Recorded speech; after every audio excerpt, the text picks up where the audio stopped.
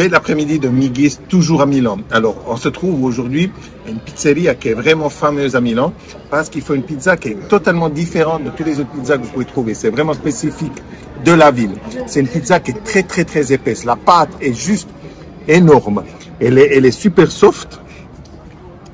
On sent que la tranche, voilà, ça c'est juste une tranche. Vous vous rendez compte?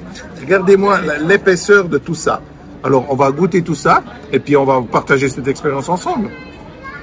Alors, ce soir, notre sélection c'est portée sur deux pizzas. Bien sûr, la margherita qui est la classique, donc avec de la tomate et puis de la mozzarella. C'est très simple. Par contre, ce qu'on a aussi choisi, ils appellent ça ortolana, qui est, à la base, c'est toujours une margherita avec de la tomate, de la sauce tomate et de la mozzarella. En plus, il y a la roquette salade, parmigiano et des petites tomates.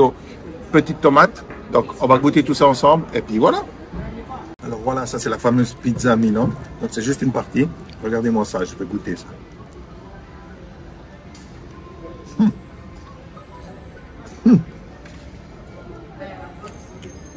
Que c'est soft. D'habitude, la pizza c'est des fois un peu mâché, mais là ça bignait au goût de pizza parce que ça descend tout seul. C'est tellement facile à manger. C'est tendre, mais c'est croustillant en dessous. En dessous, la croûte, elle est un peu, vous voyez, dorée. C'est un peu doré. Ici, c'est super soft. Au niveau de la garniture, il y a une quantité de mozzarella qui est juste énorme. La tomate, elle est bien épicée. Regardez toute la mozzarella qu'ils mettent. Ils sont très généreux avec la quantité d'ingrédients. La pâte, je vous ai dit, elle vous fond dans la bouche. C'est juste délicieux. Je continue et puis on se voit pour goûter la prochaine. Alors voilà, la margherita c'est fini. On va goûter maintenant c'est ortolana qui est un mix un peu de beaucoup de choses. Alors on va goûter tout ça.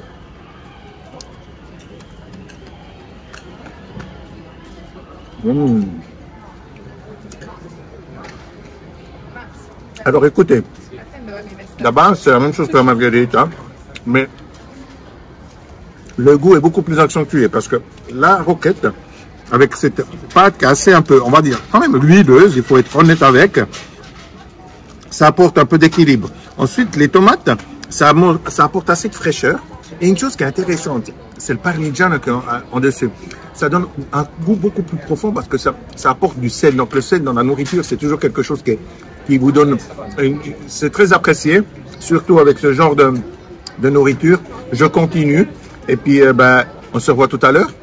À la fin, je vous dirai ce que j'en pense, vraiment, laquelle je préfère. Alors, à plus tard. Alors voilà, le souper est fini. Donc on a eu ces deux grandes tranches de pizza qui sont juste énormes. Je peux vous assurer qu'elles sont énormes.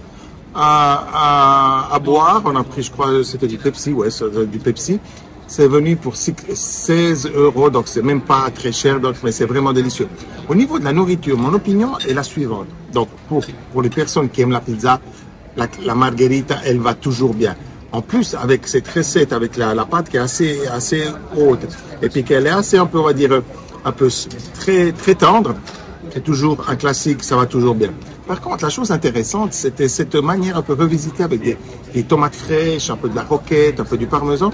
J'ai trouvé cette recette très, très bien. Alors, quand il fait très chaud comme l'été ici à Milan, je pense qu'avec un peu de légumes dessus, c'est toujours bien et c'est frais. Donc, j'ai beaucoup aimé les deux. Donc, voilà. C'était notre opinion pour vous dire. On se réjouit de vous revoir pour notre prochaine vidéo. Et à plus tard. À une prochaine fois. Bye bye.